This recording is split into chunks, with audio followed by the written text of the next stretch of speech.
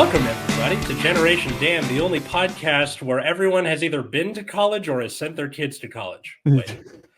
I'm Atlas Novak. I'm your millennial. Who else is here with me? Jesus. I'm like, oh, yeah, I have been called this. Okay, I'm okay. I'm okay in that. Yeah, no. I'm Dino the Genetic Marvel. I went to college at some point. I never finished, but I still got a job. So that was great. And our guest today, you've seen her before. She was new Fiona on Shameless. It's Mary Kennedy. How are you? Hello. I just sent my daughter to college. And I went to college too. So Okay. Is your daughter living at college or is she commuting? Yeah. She's at college. How's that? Yeah, within the state? Within the state. Within the state, okay. So only like here in LA, only 38 minutes without traffic, an hour and 10 with traffic. There you go. That's the actual amount of time. So probably 2 hours. That's fine. I love when people go, it's this amount without traffic. I'm like, so you're going at 3 a.m? Yeah, exactly. So it was difficult, but the rule in our house is that, as my mother used to say, Yale, jail, or the Air Force. So the kids chose college. So that's not unreasonable. Yeah. Right. Like either all three of those will provide varying experiences of careers, right. Like those are all long-term plans. They don't have the same outcomes, but they definitely are long-term plans. It's not unreasonable, Yeah. So there you go. So I did that. And, I mean, it's been interesting, but it is a long weekend. And because the majority of that school, a lot of people live in California, my daughter's home this weekend. So I just love the idea of like, okay, baby, I love you. Please remember to shower. And you're back already. Okay. Yeah, she's back. So now here's a question though. Like, how do you handle it? Like, because realistically, the drop off is a very emotional thing. There's a whole thing. But realistically, after about a week of them not being there, you're like, man, my house is a lot cleaner without other people floating around. So like when they come back, can you be like, oh, I'm going to have to clean because you're here? Like, how do you have to temper them to be like, don't get too comfortable back here. I'm enjoying this. It's just, Well, yeah, because my son, who's 16, he plays drums. Ooh. And and again, my kid is back next week because they have their last pediatrician appointment before, so they're back next week. But my son said to me, he goes, I hate having to drag the drums out of this little corner in our living room into the main part of our living room. I want a space for my drums. And so as soon as she goes back to school next week, I mean, she goes to school and then comes back. He's going to push those drums in there. He's going to make it his music studio. Oh my God. Her bedroom or? Her bedroom. Yeah. Oh my God. So he's eyeing it. He's putting little instruments. He puts a tambourine in there, I just love the idea of like, as soon as she leaves after the last pediatrician appointment, it's like that scene in Freaks and Geeks with Jason Segel. Where he's like drumming to Rush, like, it's time. There's no love lost with my son. He's very excited. Yeah.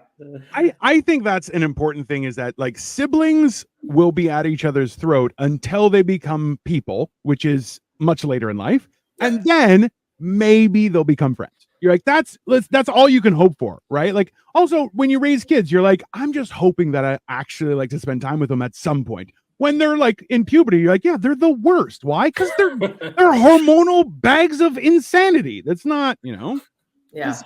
I love how people are just like, my kid's a jerk. Yeah, that's because they're kids. They're jerks. That's, they yell and scream. Yeah, that's what kids do. They're, they don't have jobs where, things are on the line. They're just like, So. Yeah. Yeah. Me and my wife, we have a quasi tradition is that a lot of our friends will have kids and invite us to like their first birthday and stuff. And we're very happy to go. So what we do is we make it a point to bring for the child some sort of obnoxiously loud instrument, such as tambourines, kazoos, drums. We don't get invited to the second birthday a lot. Is that like revenge for like they invited you to the first birthday and you're like, God damn, well, all right. People need to know who they're dealing with, because we're happy to be involved. I love children, but then again, they're still the worst. So you're like, I'm sure like there's a lot of things, and I love the whole idea when I saw it was a conversation where two people were, I guess they were trying to link up. They were just getting to know each other. And she was like, "Oh, do you have kids? Because I have kids." He's like, "Oh, yeah. I have a couple. Are your kids assholes?" She's like, "My kids aren't." She's like, "Oh," and he's like, "Yo, I've met kids. Your kids are definitely assholes because you say your kids aren't assholes. That means you don't realize how bad your children are." And you're going, you should love your kids, but also recognize children. What are you gonna do? Yeah, no, they can be definitely difficult. Yeah. And they can be manipulative too. Oh my God. The amount of my students, when I can see the phone, see the AirPod, be like, put your phone away, take the AirPod. They're like, pull their hair over there. Mister, I don't have an AirPod in. I'm like, I just saw it is white and obnoxious. I can see it from across the room. Yeah. I mean, like it's hilarious that Joey's watching in the background. Thank you, Joey. Pumpkin spice lattes are not the same pre-locked. I mean, there's a thing. That's fine. What's up, Serge? New whiskey for kids, the automaton. Oh, yes. What's the automaton? Oh, I'm Googling that. It is think about a recorder, but made to ruin life. Oh, it looks like a giant eighth note, like a music note. Yes, it does. And the sound it makes, I'll try and mimic it here, is and you can Yep, that's about right. That sounds like a theremin shitting its pants. What is that? So the best part is the speaker is in the bottom and it's got like a little mouth that you can squeeze like a trombone, so you could change the aspect of it. So you're playing the sounds and then, oh, here we go. Here, speak of the devil. There. So let me try and turn this bad boy on. It's Kirby. That's adorable. This is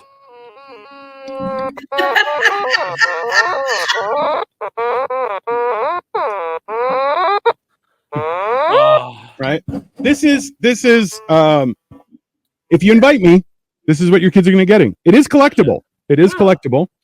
So like we're not monsters, just we want to make sure that's I think that's reasonable.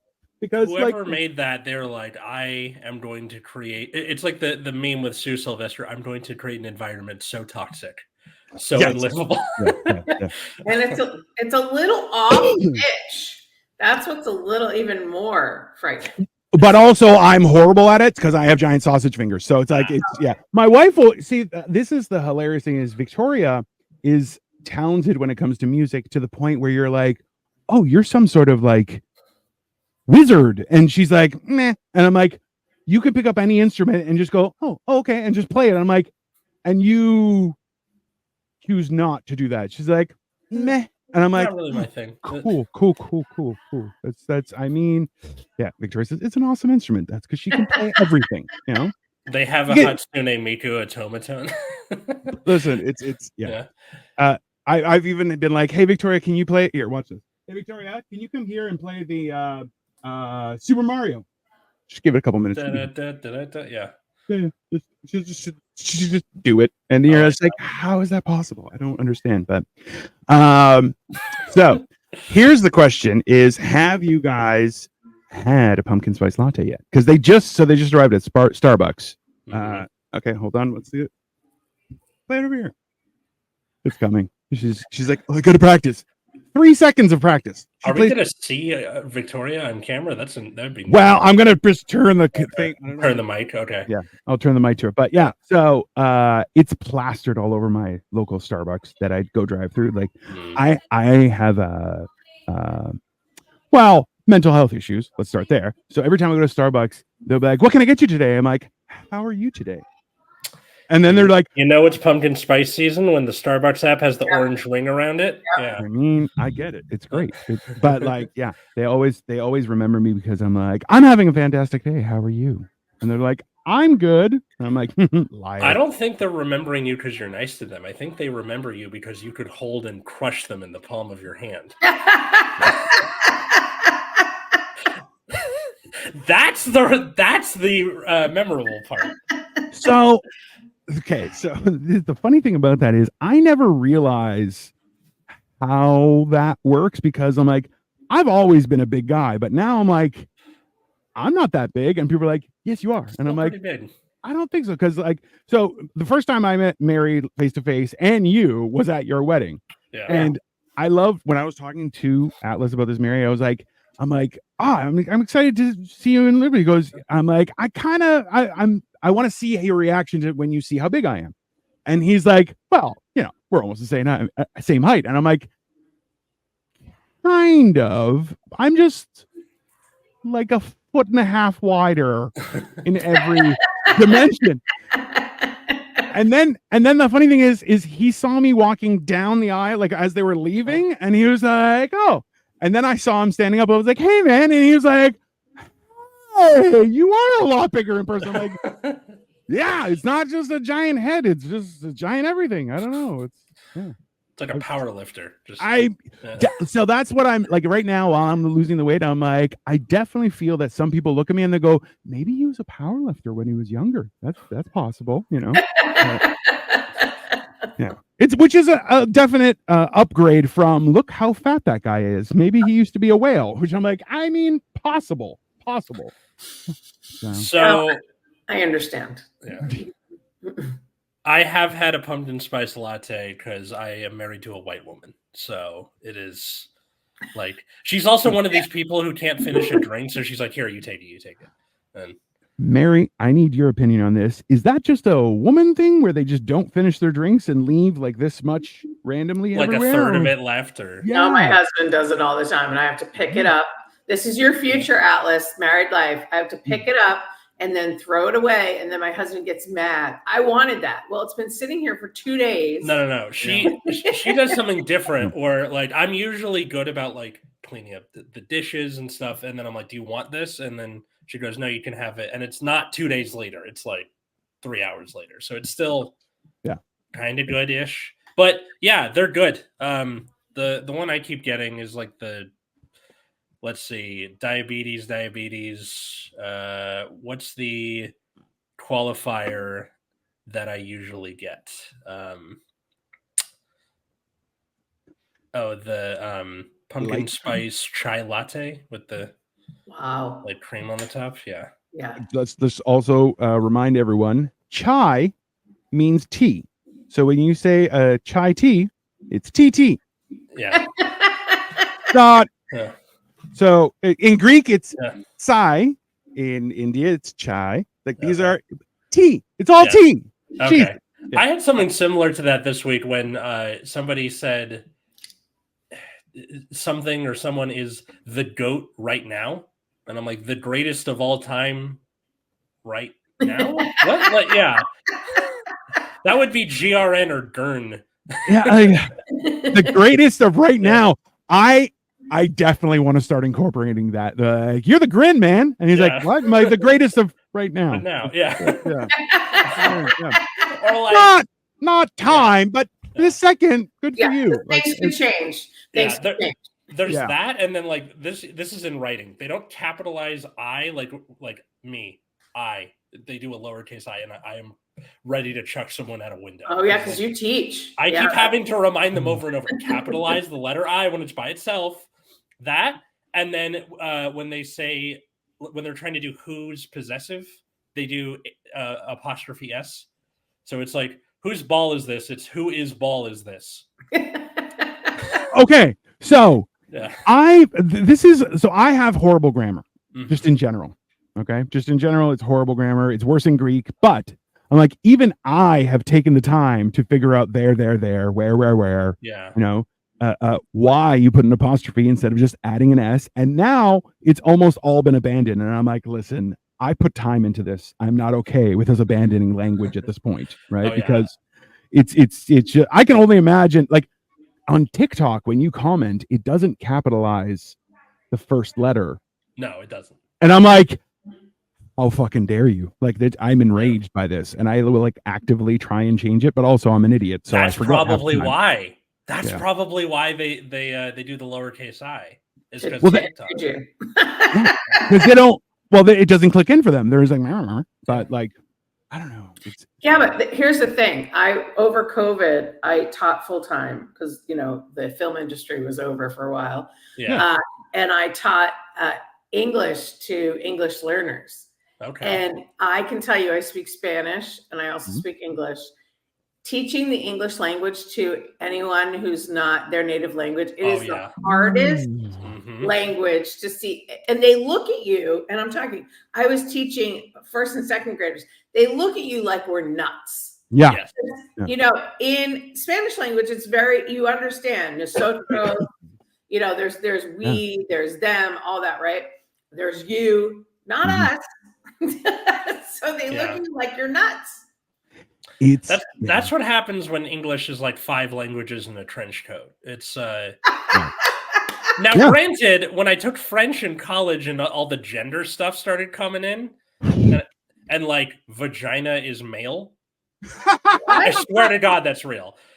It is. I love that.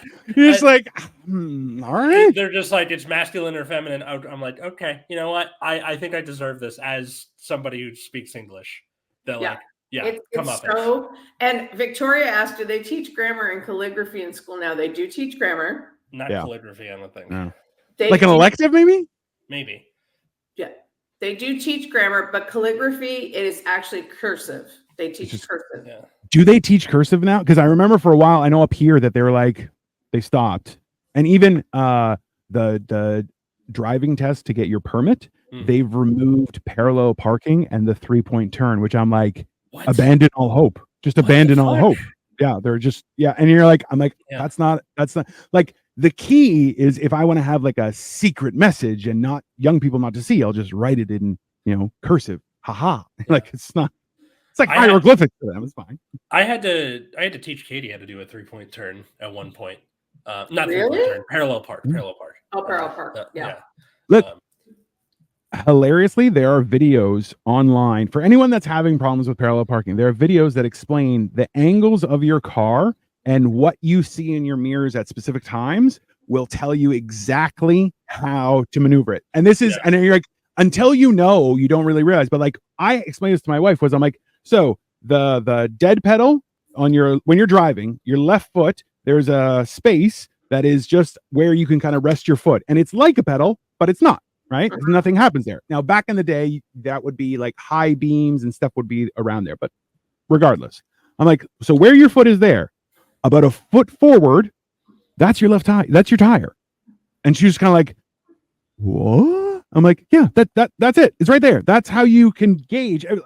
This, that's how you can extrapolate all the information. And she's just kind of looking at me going, I didn't realize it was that close. I'm like, you want to hear the tragedy? Always. I am learning this from you for the first time.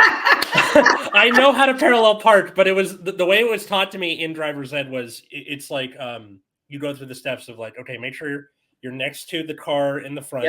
Yep. Go so about the middle of the car is to the bumper. Stop. Turn the wheels all the way.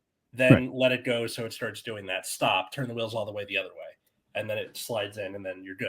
Like So there's the way I was told to do it was line up side by side, right? So you're right there. And key is not the front of the car, it's your rear view mirror, and their rear view mirror should be right spot on. Now, at there, crank your wheel and start going back. When your mirror touches their bumper, like at that area, you're going to start to go the other way and just keep on, and it goes right in. And it's you're like, it's not like it's a technique, it's a move, right? You gotta, it's you're doing this, you're going like this, you're reversing an S. It's very like it's counterintuitive. It's like driving a car with rear wheel drive, like where the rear wheels turn.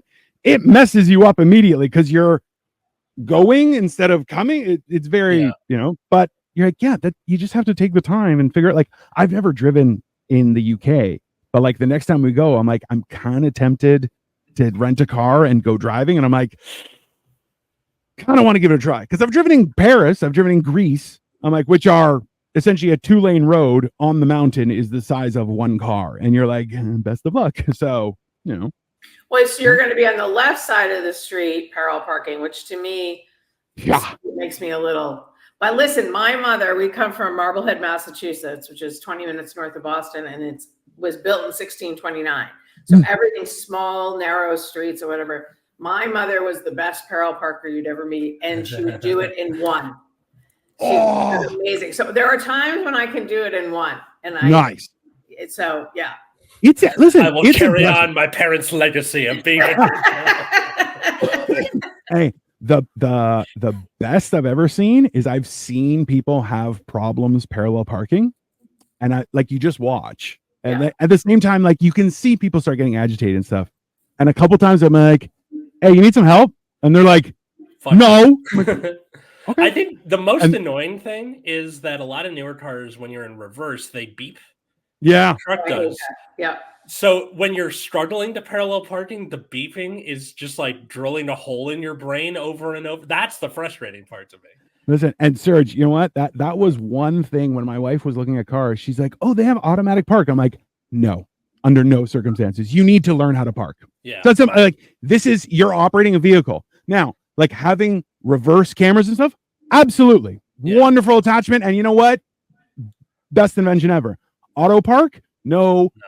You go get the bus. You need to take the bus. You can drive. Sorry.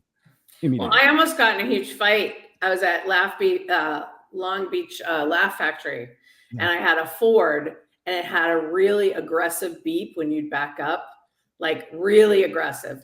And this woman thought I was being aggressive with her, and she wanted to start a fight with me. She came to my car door and was like, "You want to go?" And I was like, "It's not my fault. It's the Ford dealership." I'm not. Wait, it beeps outside the car. It beeps outside the car, and it's so aggressive that she thought I was she thought I was backing up and hitting my beeper like an animal. And I was like, "No, it's not me. It's Ford." And she's like, "Are you sure? I think you're being aggressive." I think, "Oh, no, you're in my window. I think you're being aggressive." And you're like, "Watch, put it in reverse." And I did. Yeah. And she was like, "Oh, I'm sorry." But she was tough. I mean, I was like, "I'm Boston," but this girl was. My car does the reverse beep, but it's only inside the car. Oh. So what's it for? I know the car is moving backwards. What do you need to? Christ. I mean, yeah. Victoria says, "I have had enough time remembering to look the opposite way crossing the road in Hong Kong and England than to drive it." I mean, that's why I drive, honey, and that's fine. I want to self-driving cars so I can. Sir, I agree. They have that. It's called the bus. Yeah, but you're gonna miss yours. Have you guys ever fallen asleep on the bus or the subway or anything? Yeah. Which, I'm happy because I'm like, no one's gonna bother me doing that. But I'm like, I've seen other people fall asleep, and I'm like, hey, somebody should wake them up. Just in case, because that's not. The good thing is, the train for the way home for me, I get the last stop is my stop. So, nice. Yeah, so I can fall asleep with impunity there. Yeah. Although one time I was taking the bus and there was a guy who was standing up front trying to have a conversation with the driver, and driver was like, "Can you shut the fuck up so I can drive, please?" And everyone else is like, "No, don't talk on the bus. Shut up." He was talking about real estate and shit. Leave us alone. Listen, people talking on the bus, you're like, that's how you know someone's got good drugs. That's basically, because you're like, yeah, if you can't be silent. I feel like public transit, I've had a lot of times where people will whip out their phone on speakerphone and arguing with people, and I'm like, did it have to be now? Is this it must be? And I'm like, that's the only reason to have a car. It's fun for the tea where one time I was taking the train and the guy was in a losing argument with his girlfriend and was please baby, I can explain, and we're all like, "Oh really? Wait, what's good up? luck." You're like, let's hear the explanation, sir. We're all in now. Yeah. Are you taking the train to teaching? Well, okay, so not last week but the week before, my car battery died and then I paid to replace it, and then that Friday my catalytic converter got stolen. So one after the other, and then I had to file a claim through my insurance, and they just got the part in on Friday, and I didn't get the car on Saturday, and they're closed Sunday, Monday, so I will probably have to do this again on Tuesday. But also too, driving a Prius and sounding like a custom Harley Davidson going while you're driving is kind of the most hilarious thing ever, right? So I feel like I was sick on Thursday and I went to school. I was like, all right, woke up Friday morning, still sick. I'm like, okay, I'll muscle through it. I'll get to the weekend. I get in the car. I turn it on. It sounds like a Harley. I'm like, fuck this. I'm not going to school. I'm calling this up. I mean, that's I feel like there are some things. I'll let me get your opinion on this. Like, I remember when I was a real person and I had a real job and did things for, like, you know, the man, that, like, there are sometimes you wake up and you're like, nope, I'll try again tomorrow. Just not today. Stop right there. And I feel like that is a specific thing attached to when you're working for other people, like in a horrible environment, right? Like, because you're like, oh, I don't need to suffer this much. I have priorities of, like, you know, not dying. I'm just gonna stay home. It's just not gonna, you know. I feel like that's reasonable. People don't like it though. And I'm like, oh, I'm prioritizing my mental health and well-being, and they're like, how dare you? How dare you prioritize your own health? They didn't like, okay, so when you call in for a sub, it's like, what's the reason you're calling in for a sub? You can just put sick. Yep. You don't have to put how you're sick, why you're sick. They don't care. And then when you get for subs, because I sub, you get 4 days a year, and you just have to fill out a little form and say, and if you're sick more than 3 days, they need a doctor's note. Yeah, it's like in a row. You need a doctor's note. But it was just the Friday, and I came back to, like, it's fine. Yeah. He took the Friday off, Mary. Oh, I know. Well, I mean, you can also do, like, kin care, which if you have to take care of a relative or your kids or whatever. But, like, that's the thing. Like, so I was reading, I do know how to read, despite what anyone might think. I was reading an article today. Surprise. What of this it was a mining billionaire in Australia who was getting angry at his employees. He's like, you're wasting too much time going and getting coffee every day. You have to stay on the job. You're not allowed to leave while the job. And I said, and the funny thing is, in the article, it explains that he is saying this because the numbers have come in. And so last year we weren't productive enough because you were all getting hot coffee. How dare you? The company made 550 million in profit last year. And you're going, I don't think so, bro. I don't think you have a leg to stand on. You're kind of going, you know, that's the whole idea. It was like, I want you to be as dedicated as I am. Like, then pay me $50 million. No, I can't do that. Then you're not getting that commitment, sir. Oh, you know, it's just one of those things, right? People are unreasonable, I find. But gotta love. I'm curious, Mary. Does your daughter know what she wants to major in? Or yes. So my daughter's at Otis College of Art and Design. My daughter wants to be a character developer, illustrator, animator. Awesome. That's really cool. I mean, that is a very, very interesting. With a minor in arts education. Oh, fun. Oh, smart. Listen, I'll be honest with you. That is one thing that I definitely think is very important. Is like learning how to educate people. I think is a skill that is useful everywhere. Like, there is no time that being able to communicate and teach people is not beneficial, right? So. Like, my first year was just them being like, we'll get you a mentor or something. Good luck. I was like, that's it? I had to, like, go ask the teachers around me for help. And, like, I managed to get through the first year, like, with relatively unscathed. And did you go back and get your teaching degree? How did that work? No. So I took the CBEST because I had a degree in English and I'm trying to teach English. So took the CBEST, passed it, set up an emergency credential with LAUSD, which is 1 year. And then I was doing the classes and all that stuff that year. And then now I'm a district intern, which lasts for 2 years. And I passed 3 out of the 4 of my CSET. I still need 1 more to pass by the end of this year. Nice. It's a really good program. It's really good. Actually. It's also really banal, and I really hate red tape. And I am being flayed alive mentally. But hey, they paid for the credential. So I love their stipulation. Like, you got to stay in LAUSD for 5 years, otherwise you have to pay it back. I'm like, where the fuck else would I go? Yeah, exactly. All my family's here. My wife is here. Like, I'm not going anywhere. Yeah. I mean, what are they going to do to, you have to pay it back. Okay, but I don't have a job and I'm leaving the state. Yeah. Come get me. I don't, what are you going to do? Right? Like they're going to get a bounty hunter to grab you. Oh, I'm sure. Then you're just going to become an influencer of like, I was the guy hunted for, So I get it. Out of curiosity, since we've all been to college, what was something that you were totally unprepared for when you got to college? Academic, social, or otherwise? I was unprepared for the how experienced some of the freshmen that I was in school with were, and I mean sexually.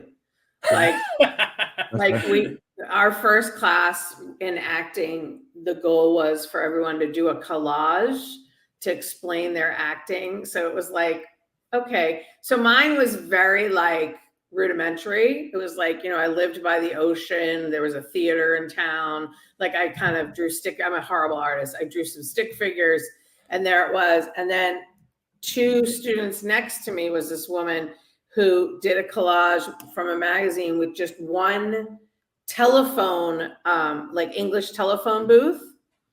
And basically she did a monologue how she lost her virginity in a telephone booth that summer. So I was in summer stock, whee! And then she was like, I was having sex with many men in a phone booth. I was not ready.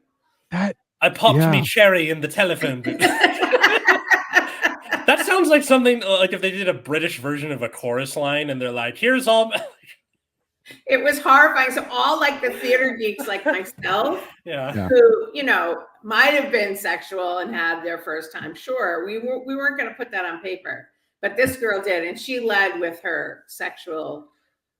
I mean, that is a hard fight. Chest, right? Yeah. I mean, literally and probably figuratively. Let's be honest. That's one of those things. Wow. That would be see, I went to college like locally. Like one of my like my parents I was like, hey, if I get a scholarship to go somewhere, is that okay? And they're like, yeah, if we don't have to pay for it, you can do whatever you want. I'm like, what if I just wanted to go somewhere else? They're like, no, you're gonna live at home. I'm like, why? They're like, because you're an idiot. And I'm like, oh, that's a good point. And then my dad was like, also, you'll probably get pregnant. And I'm like, you'll probably get pregnant? Yeah, that was verbatim quote. That was, we don't want you coming home pregnant. And I was like, oh, I wish I could have met your dad. He sounds fun. I mean, like, there were times. It was times he was definitely. I feel like he became funner much later in life. So it's definitely so. It may have been an ongoing joke because I was fat. I had lost weight, went to college, and my dad was like, keep the mouse in the house. Don't come back pregnant. I was like, oh, yeah, yes, sir. There's no problem. That's fine. But like, that was like, I found, because I had worked in my dad's company up until like throughout high school and stuff like that. So I had always dealt with like other adults. And also I looked like this since the age of 15. Right. So it's like, people just assumed I was an adult. Kind of a little bit. Like, it's been an issue. But like when I was dealing with professors, and I would be like, well, I don't understand what that means. I'm paying you to teach me. And everyone else was like from high school where you're like, you don't talk like that. That's not. And I'm like, no, sir, I don't understand. Explain it again. He's like, well, why don't you understand? Because you're not explaining it. And I'm like, I'm sorry. I'm paying for this education. Educate me. And like, there was only one teacher who was like, get out of my class. And I'm like, no, I'm not. I paid. You can call security, but I'm asking you to teach me. That's not a reason for me to get out of class. And then like he ended up getting like, they removed him from the course. They brought in a new teacher and everyone was happy. And I'm like, I'm not being a dick. This is an exchange of business. We're all adults. You're not doing what I'm paying you for. I need you to step it up. And like most teachers were like, I'm glad you asked. Here's how it works. And they would explain even more because like, it's one of those things where you're like, a lot of the times people don't want to ask a question because they're like, I don't want to seem like I'm an idiot. Right. Whereas I'm like, I am 100% the idiot and I will definitely ask the question. And and then like people were like that, you just have to open it up. And a lot of teachers, because it was college, right? It's not university where people have like tenure and they're like, I can do whatever I want and I'm never gonna get fired. You're like, no, this was a college where people were like, I'm just trying to feed my family. I'll teach you whatever you need, right?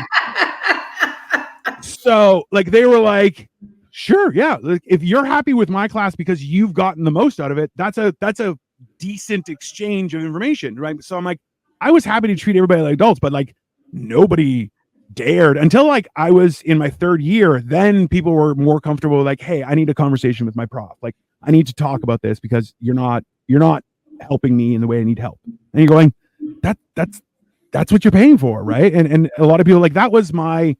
I wasn't really ready. Like, oh, does no one else realize what we're here for? Like, you need to get what you can get out of this. Otherwise, it's just a piece of paper and it doesn't mean shit, right? Right? And it's interesting. At my daughter's school, the president of the school told us that 96% of the graduating class will be employed, and that's a heavy promise. Yeah. But so because the school's private, it's expensive. And I'm grateful, but it's so yeah. I mean, listen, I teach elementary school when I'm teaching, and then I also have my acting program that I teach kids and adults. Sometimes, I feel it'd be nice to have the kids have a dialogue in elementary school about stuff that they don't understand, because we're just pushing kids through, and some of the kids don't understand everything. Yeah, I know that there's like this culture, especially post like social media age, where looking stupid is the ultimate downfall as a kid. Cringe as a whole thing. So they're so afraid to try because they don't want to do something stupid and then it gets put on Instagram or something. And they're being a lot more stringent with the phone taking and like trying to get the kids to not be on their phones during class. Now, admin, they have these two people who run around with a cart every day, and they can randomly just show up in your classroom and be like, any phones I see, I take. And then you get them at the end of the day. And like, they're random, but there's nothing. Okay, but okay. As they're random. Yeah. As an adult, you start to put together very quickly in life where you're going, oh, nothing is random. Absolutely not. No. That's called someone's a snitch. That's all. Yeah. It's like, and then we happen to be here. You're like, okay. I mean, I'll take them myself too, but if there's like 10 at once and I can't like run around doing all of them, I'll just be like, need vultures, and then they show up. Sure. But and this is okay. And you know what, like Mary, in all honesty, I compare what you said about the placement rate. Like, I know people who are like, oh, I got my MBA online. You're like, an MBA is literally just to learn how to be an administrator and make connections for business.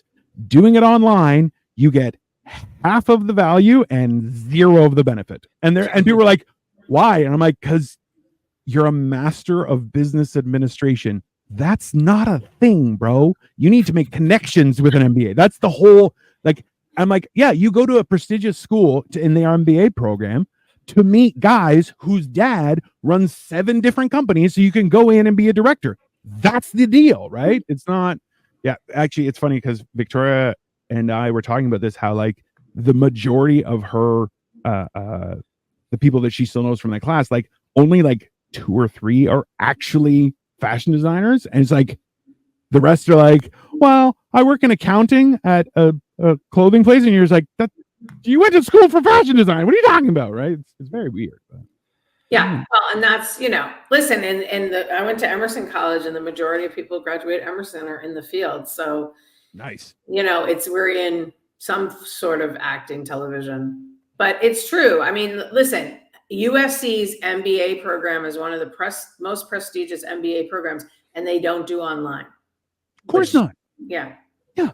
Like I laugh at when they were doing like during the pandemic, and they're like, everything's going online for universities, and I'm like, that's not going to work. That's because like university in itself, and like I would say all education, you're only going to get what you put in. And the worst part is that like most of your most beneficial education years are also times when you are literally overflowing in hormones and insanity. So you're like, this is probably not gonna, you really have to be on it. But like you said, like it's so embarrassing to be, not the failure, but the disappointing people and be like, this guy's dumb. And you're like, I'm the dummy. You're like, let's not, it always, you don't want that. But then you're kind of realizing going, wait, if you don't fail, you're not trying hard enough. Like, cause failure is just a matter of effort. You're like, cause every time you do something, it lands perfectly and everything's great.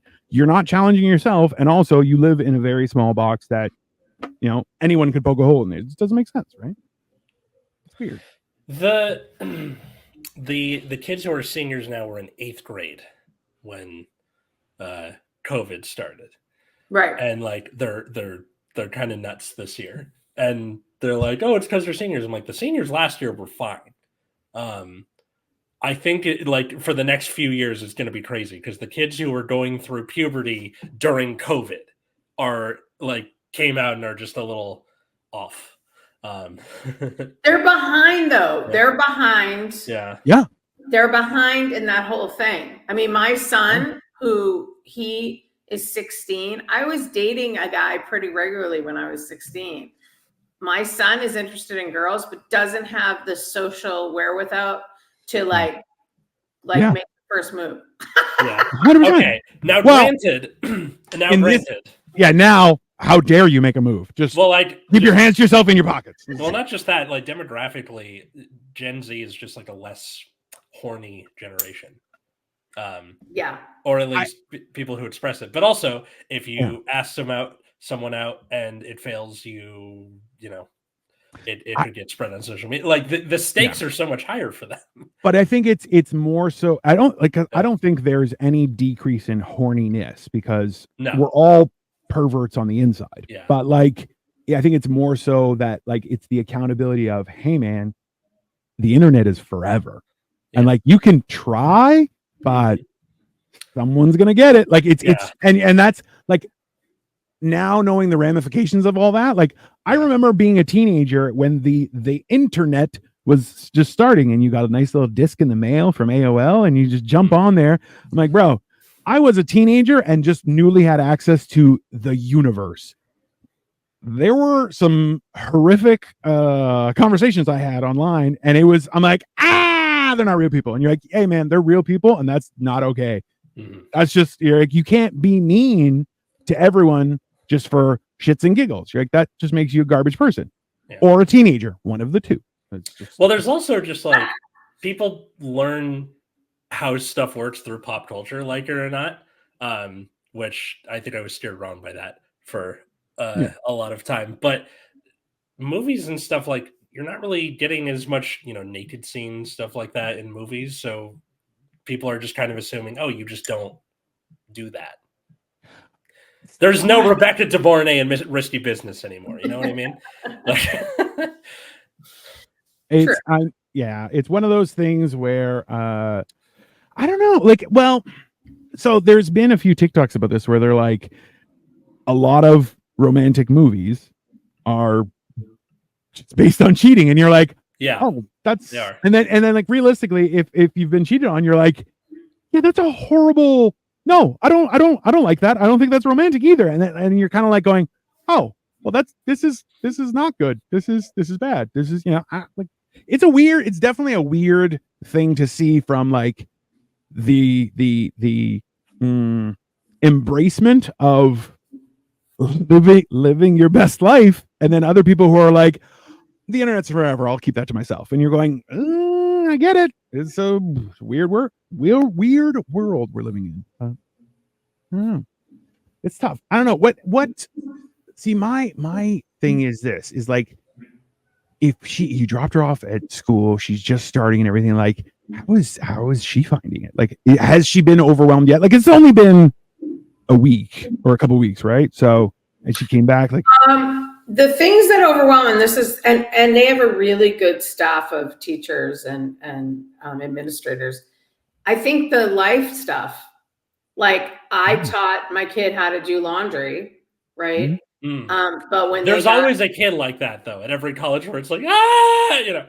But they got to the laundry and the laundry was different. So their roommate helped them do laundry. And I was like, thank God, because now I don't have to do laundry, that they're home. Excellent. But I just think the instantaneous, they can't get what they want when they want it has been, you know, I'm going to be honest. In my family of origin, my mom was a Boston mom. She was like, get it yourself. I mean, she was like, and I've created more of a, I guess some people might say, helicopter mom kind of thing. But, you know, when my kids want stuff, you know, oh, you want chicken nuggets? All right, let me whip it together. But so that's been difficult. There is one of her roommates is kind of a mom. So like, you know, and then my daughter, we took them out to dinner. Like, my daughter's like, well, you know, my roommate will just wake me up. I go, no, you got to do this on your own. So that's been hard. Like the real life stuff has been hard. The classes, no. I mean, my kid is excited for the art stuff. They're in studio for 6 hours a day on Wednesdays. Wow. And so they love that, but it just the day-to-day stuff, you know, was like my kid was so excited about rotisserie chicken at Ralph's. And I said, and they go, we're going to do rotisserie chicken. And I go, but do you have money to get the rotisserie chicken? Well, because their stipend hasn't come in. I go, so who's going to get the rotisserie chicken? And what ended up happening is one of her roommate's parents was in town and got them the rotisserie chicken. So it's just, you know, I think that's what's kind of weird for them. You know what though, Mary, you should be applauded for the fact that, listen, when you're at your parents' house, yeah, life is great and it's happiness, but that's because your parents love you. Right. In the real world, and this, like, being able to put her in that environment, be like, hey, now it's real life time. Mommy and daddy aren't here. And you're going, listen, that's an important, like, you're definitely right. Like, that is a huge thing. I remember after my divorce, I moved back into my parents' house, and then I went up to my mom like, can you show me how to use the washing machine? My mom's like, just give me your laundry. I'm like, no, I need to learn. And she's like, no, I'm your mother. I'm doing your laundry. I'm like, no, I need to learn, or I will take my clothes to a laundromat. Do you want me to take it? And she was like, no, you can't go to a laundromat. I'll show you. And I'm like, I love you. And like, even for cooking, version of the trope. That's fun. Yeah. Well, and I even was like, hey, can you show me how to cook what you're making? And she's like, oh, I'll make you something. I'm like, no. I need you to show me how you do it. And she's like, but I'll just make it for you. I'm like, no, I'm a man and I'm an adult. I need to learn how to make this. And she's just looking at me. She's like, you don't cook in my house. I'm like, that's fine, but I need to learn anyway. Yeah. And it was like this weird thing, because I'm the baby of 5, right? So like I would come home from high school and go, what are you making for dinner? And she's like, I'm making this. I was like, okay. She's like, do you want me to make you something else? I'm like, I like some eggs. She's like, oh, I'll make it right now. And like, my mom loved me. That's I'm also her best child. That's fine. And you're Greek. And I'm Greek. Yeah. Yeah. My, like, realistically, my mom loved me, obviously more than my siblings. That's I even messaged her the other day. I'm like, hey, listen, I think it's about time you tell my siblings that they're not getting any inheritance and you're going to give everything to me. She's like, why do you say things like that? I'm like, I'm just telling you to be honest with your kids. Yeah. It's just, you know, be nice to them so they can plan for their future, because I know mine is fine. And she's like, why are you like this? And I'm like, because you love me. Well, you are the baby and you are Greek. My son is the baby and he's half Italian. So, and my husband was the firstborn Italian. Oh, so you do nothing wrong. Does he know how to tie his shoes, or is that no? He doesn't know how to do any of that. Yeah, no. But my husband, when my mother-in-law comes into town, there's a skip in his step. Like I've never seen him more happy because he's, you know.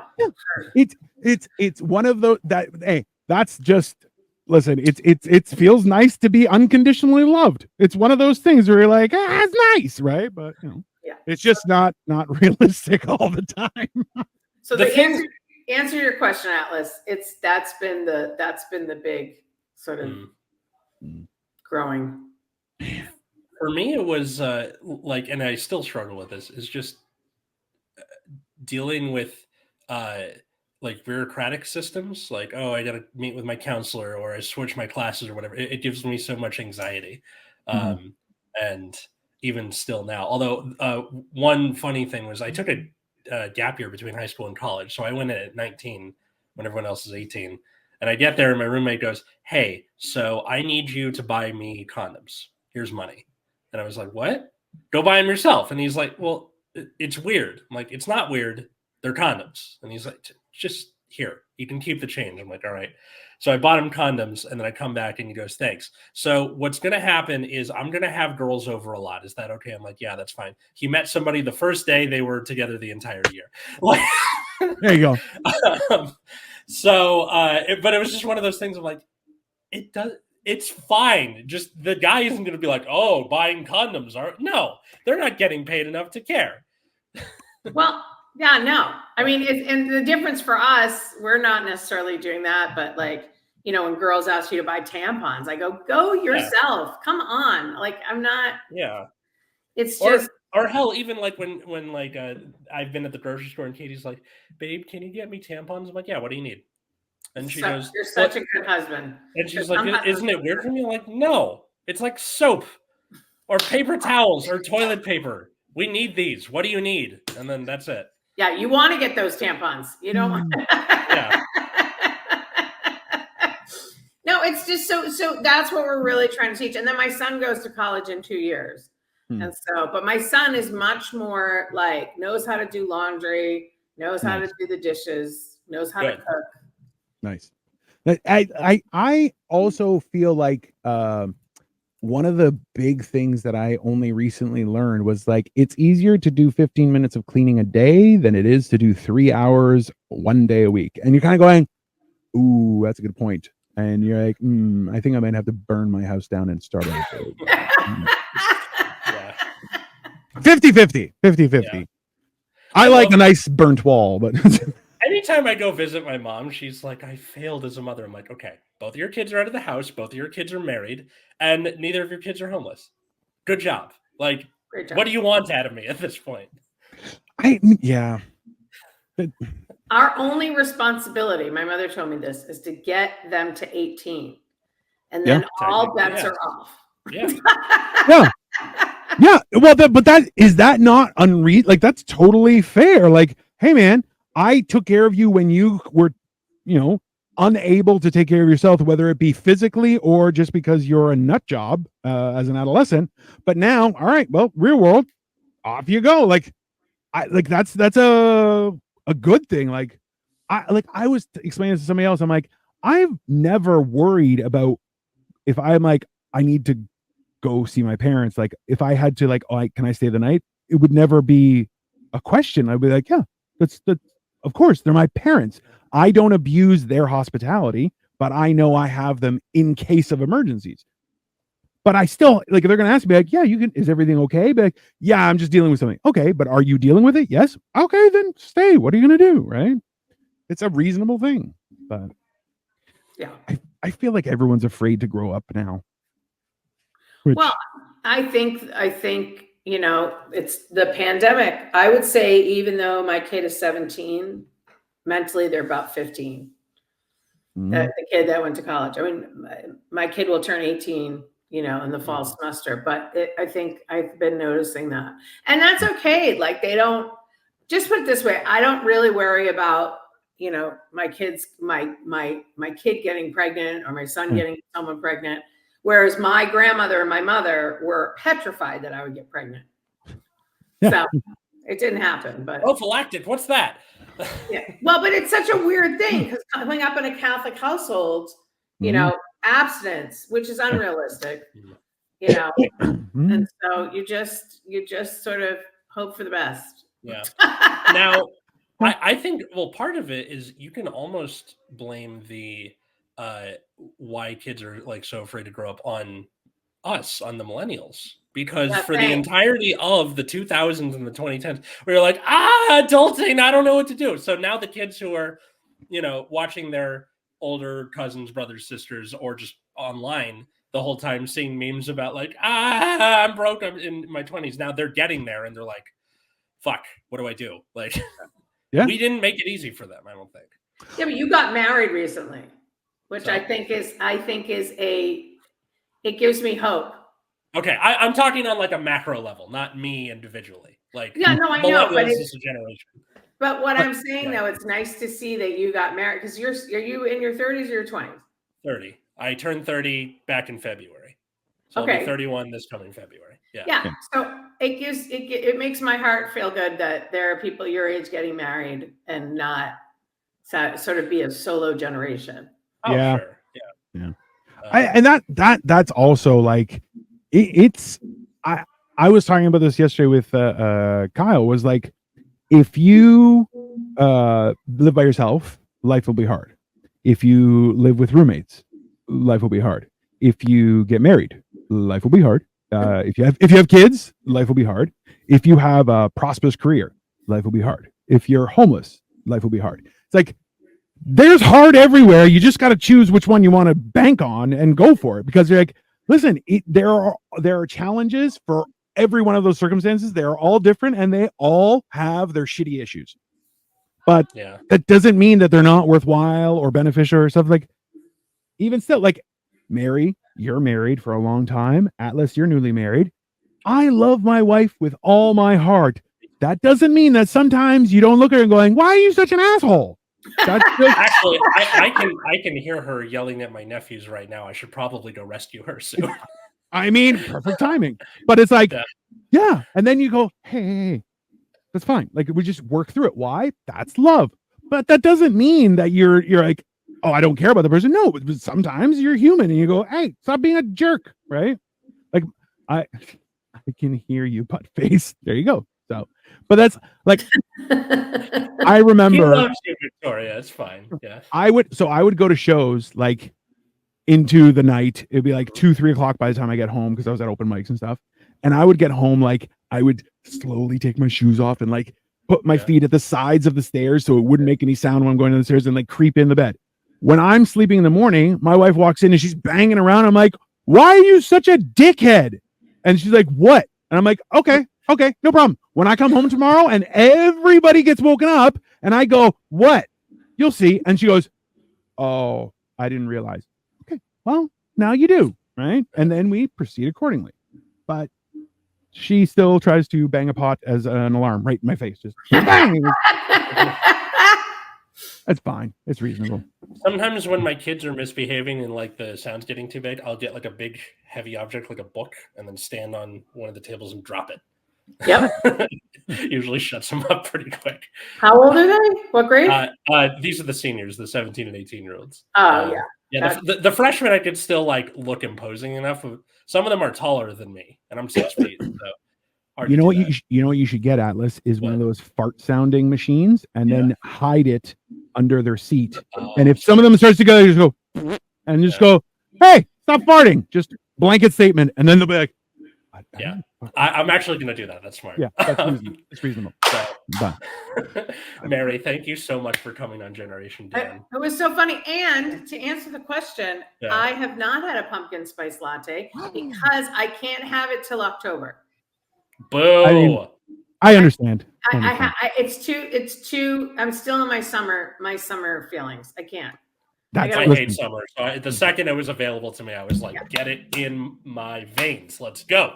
Yeah. You know, so. But I'm going to Starbucks after this. I might get one. I might shake it up a bit. We'll see what happens. Yeah, but thanks for having me. Tag us on Instagram. Where can people find and follow you and all that good stuff? M Kennedy Comedy, and I've been touring with my one-person show, Midlife Mood Swing. We're going to be in Texas in November. And then in the spring, I'm going to be coming up to Toronto. So that's what's kind of going on. But yeah, M Kennedy Comedy, and would love to hear from you. So tell me when you're here. I will make plans to take you around to do some things. We'll get some food. I will feed you. It'll be very exciting. Trust me.